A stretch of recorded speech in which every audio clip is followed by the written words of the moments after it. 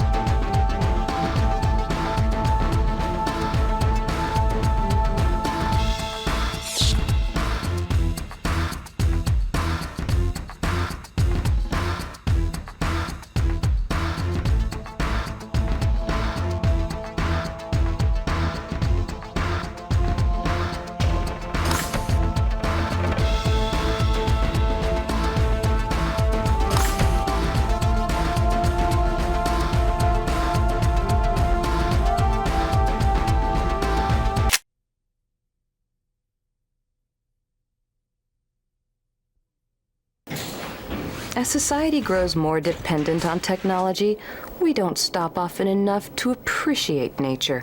But in Red Dead Revolver, your life may well depend on it. I'm Linnea Leiden with Sony Format QA. Today, I'm going to show you how to defeat Mr. Black. As you confront Mr. Black, you'll notice that he has a large coffin on his back. He uses this to store an early model machine gun, so it's important to keep away from him at all times. You can use Mr. Black's weapon to your own advantage, because he'll use it to mow down friend and foe alike. In order to avoid getting shot, you can hide behind the tombstones in the cemetery. However, you may notice that all obstacles in this game are destructible except one. Once you've dispatched your enemies,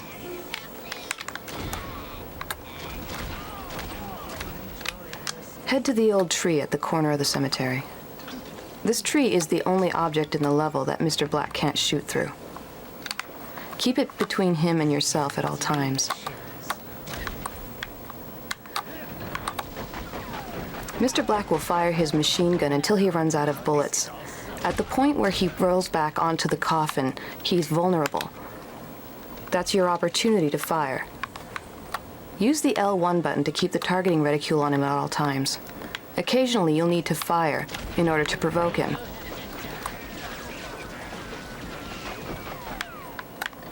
Now he's vulnerable. Fire your weapon. As soon as he recovers, get behind the tree again. Make sure to reload every time.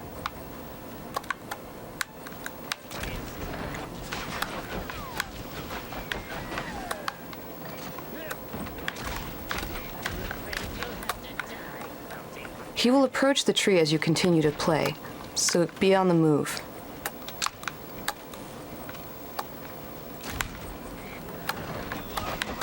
Wait for him to fire his machine gun. And you'll be able to take him out one last time. Thus ends Mr. Black, and our cool move. When you confront Mr. Black on Chapter 10, there are a couple things to remember. First, he will fire on his own men in order to get to you. Use this to your advantage. Secondly, remember that all obstacles on the level are destructible except for the old tree, so keep it in between him and you at all times. Good luck.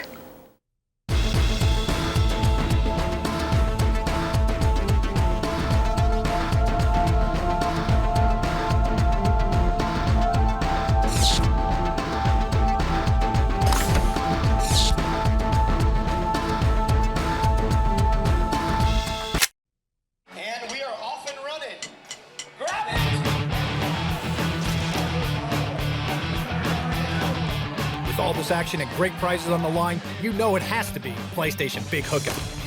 What's that all about, you say? To refresh your memory. The PlayStation Big Hookup is a 10-city tour where we've gone to amateur skate parks and tried to locate the best up-and-coming action sports talent.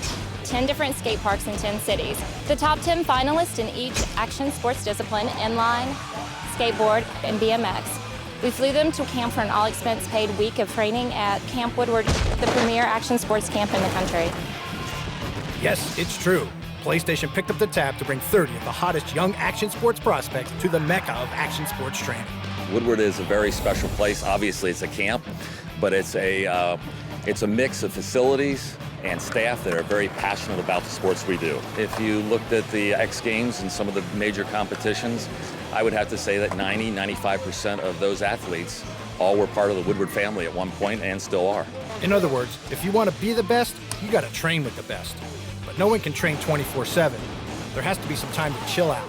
That's when the PlayStation Lounge comes into full effect. The PlayStation Lounge is kind of a social area where kids can get together, check out what PlayStation has to offer, as well as, to have that full camp experience of hanging out with friends right here at camp. They can't skate, they can't bike, they can't inline skate 100% of the time. So in the lounge, they can go down there and cool off and sit in a video game and relax a little bit, but they're right back at it. So it has been a big improvement, no question about it. Let's not forget why the 30 talented athletes were really here. To train hard with the best instructors for a week, then compete for a grand prize in each discipline: BMX, inline, and skateboarding. After the week of training, there was a competition here among the winners, and we picked one grand prize winner in each discipline.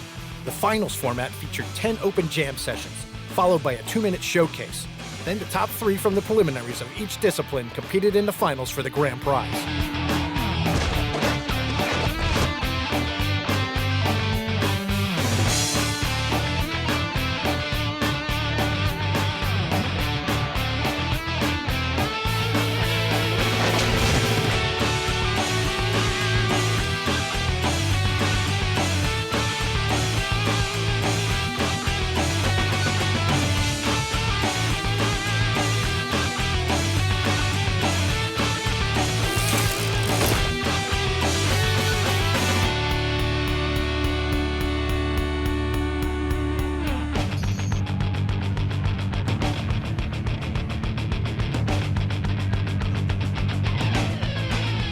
The PlayStation Big Hookup Grand Prize winner will get $5,000 and the opportunity to train at Camp Woodward, either East or West campuses in 2005. It started out rough and it turned into probably one of the greatest times I've been on my bike. Insane riding, cool people, atmosphere is insane, so it's worth it. It was unreal. I mean, it was probably one of the best contests you could see. Just a bunch of amateurs riding like pros. After 10 PlayStation Big Hookup events across the country, the week-long training camp at Camp Woodward, the bumps, the bruises, the wrecks, and the final competitions, these guys weren't just action sports heroes, but endurance champs as well.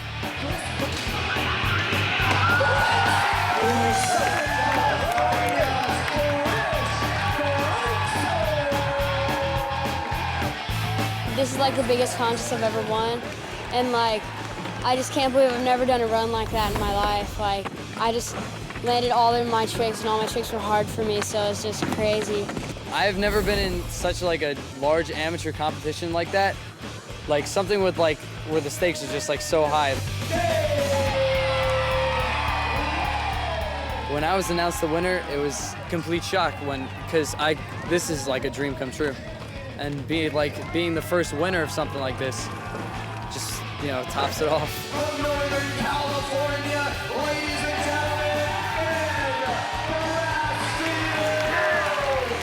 It was so much fun. I love competing. I love riding with other riders and egging each other on to just pull the hardest stuff. One person pulls one thing, and then you want to pull another, and then the crowd gets in it, and you feed off that mostly. And people scream. It's all over from there because you just start pedaling and you don't stop. And there's no stopping PlayStation Big Hookup. It just keeps rolling along. PlayStation has always supported action sports, but we wanted to do something more grassroots where we actually get involved with the up-and-coming riders and help them perfect their sport. Everybody supports everyone else, and the kids were so excited about the prizes that we gave away, and we saw some amazing talent. Next year, we're hoping to make the Big Hookup even bigger. We hope to get a lot more kids involved for next year, and we're looking forward to meeting a lot more kids, so it's going to be really exciting. We're going to have bigger prizes, more kids entering. We're going to be flying more kids to the camp to get a week training here at Woodward, and we're going to keep bringing the kids the best gaming experience that they can have. So keep on practicing and be on the lookout for your chance to score with PlayStation, baby!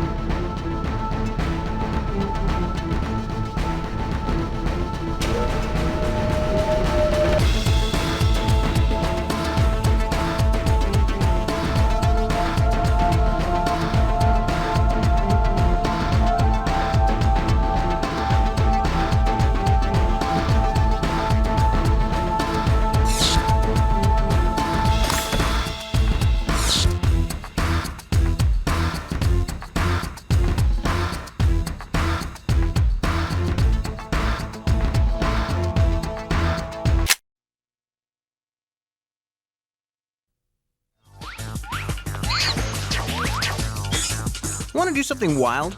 Want action and adventure and travel to new lands while saving the world from artificially intelligent chimps? All of this happens right in the palms of your own hands when you play Ape Escape on the PlayStation Portable. This brand new multiplayer version of the quirky and humorous Ape Escape franchise is tailored specifically for the PSP. Launching a game on a new platform raises the level of excitement for the game player and especially the game producer. Well, the whole year has been exciting. Every day of it. We're launching a whole new technology, portable games.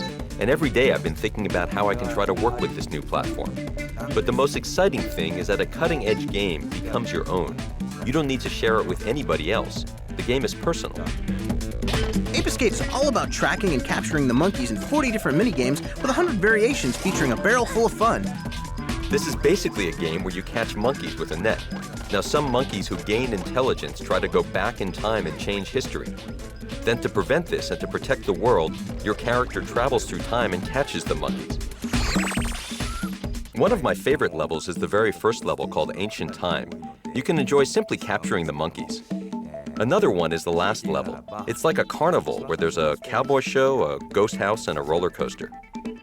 The Ape Escape series has always been a pioneer in video gaming. It was the first to utilize the DualShock controller, and now it's one of the first games available on the PSP with a new focus on function and flexibility. The first Ape Escape was launched with the controller with DualShock. The PSP version was made free of the interface with the DualShock environment. Now, the most challenging development issue we had was how to comfortably play this game without DualShock. We started designing a game where the major difference was not having DualShock. The gadgets were designed for several action games. Now, in the other series, you have to choose the gadgets to control the DualShock. But in the PSP version, we assigned each gadget to a button. You used to have to hit with the gadget and switch to a net in order to capture monkeys. In the PSP version, you hit and capture them all with one button. The new gadgets are easier to control than the original versions. For example, in the previous versions, you used the radar only to find the direction of the monkeys. But in the PSP version, once you find a monkey, the radar keeps showing where it is, so you can keep track of missing monkeys in real time. And there are some other improvements as well. There are several different ways to play Ape Escapes on the PSP. Of course, you can play solo, but there's also a two-player mode where two gamers can go head-to-head on one PSP. Player 1 gets the D-pad, and Player 2 uses the game buttons without needing to link up.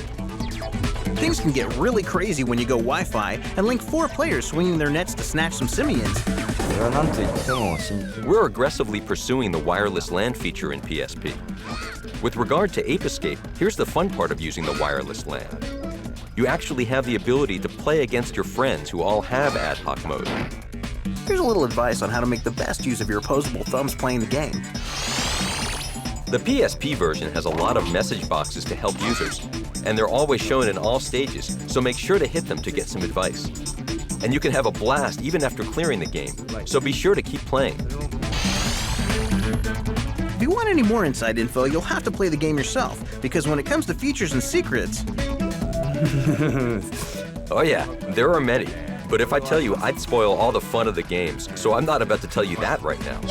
So it's all up to you to save the world from being overrun by apes when you play Ape Escape on the PSP.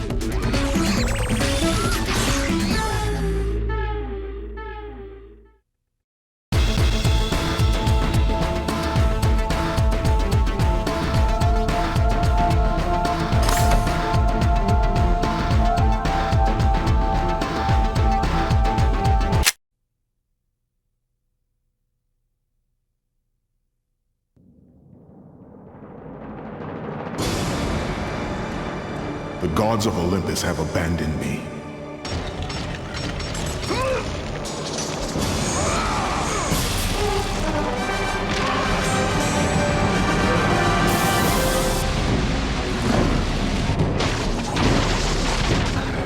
Combining the legendary tales of our past with an enigmatic hero, visceral combat, and flawless cinematic animation, God of War emerges as a game destined to be as classic as the mythology upon which it's based.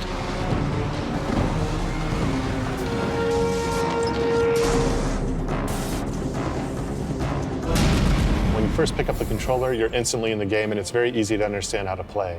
But the more you explore and the more you start to learn the combat system, the deeper it becomes. It really rewards you for trying out different things, finding out what your style of how you want to finish the game or beat this particular enemy is. To me, the system in God of War is much more organic. You can go into this like lightning bolt super move, and the guy's just getting rocked completely, and sort of chaining all those things together is something that hasn't come out in any games yet, but I think we really nailed it in God of War.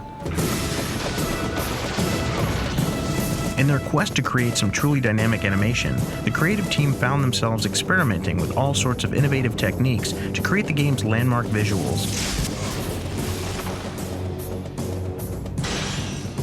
That's the feeling we want to achieve, is that the controller kind of just melts away and you're just taking part in what's happening on screen. We work with a very talented group of animators.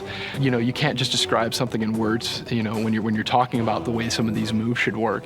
So you definitely get up and you act stuff out, and I've had more than one embarrassing situation where I've been in the middle of a meeting and I'll get up and have to demonstrate, oh, he'll be like this, and I end up on the floor and I'm laying all prone on the ground. It gets very physical. I'd say my favorite sections are some of the hero animations, especially the blades, the fluidity we were able to achieve with blending so many different moves. We're able to achieve that through some of the coding and then some of the animation kind of working together as cohesively as we can. In certain games, it doesn't seem like much attention has been paid to it, but in this game, we put a lot of attention into that. With God of War's visuals this complex, it's imperative that all the animations be tested repeatedly to meet the expectations of not just the gamers, but the producers themselves. We fine-tune the game to the nth degree. A single combat move will often be worked on for a whole day by the combat designers. A tremendous amount of attention to detail is required to really get the emphasis right and make sure that the player is experiencing what you wanted them to experience.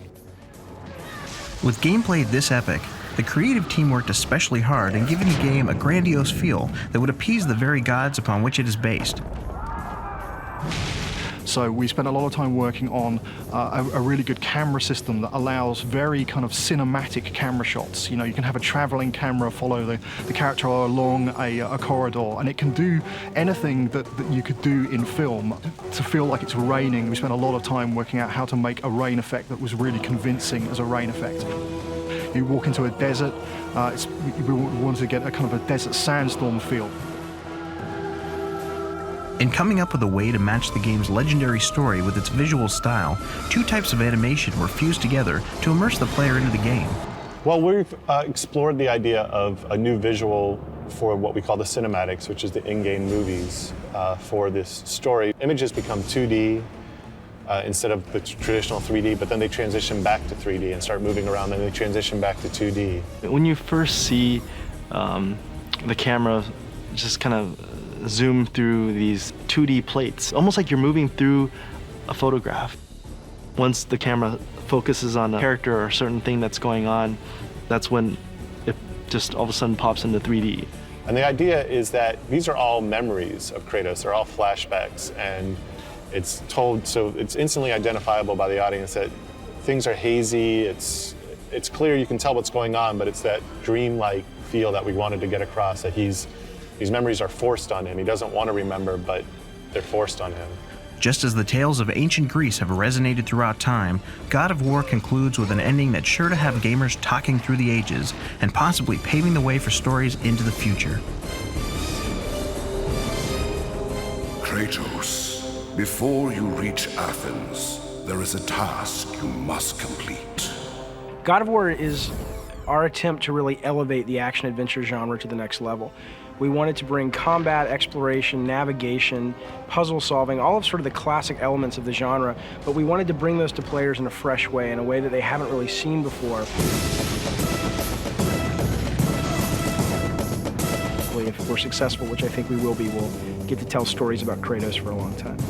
You will need the power of the gods. Take this weapon, Kratos.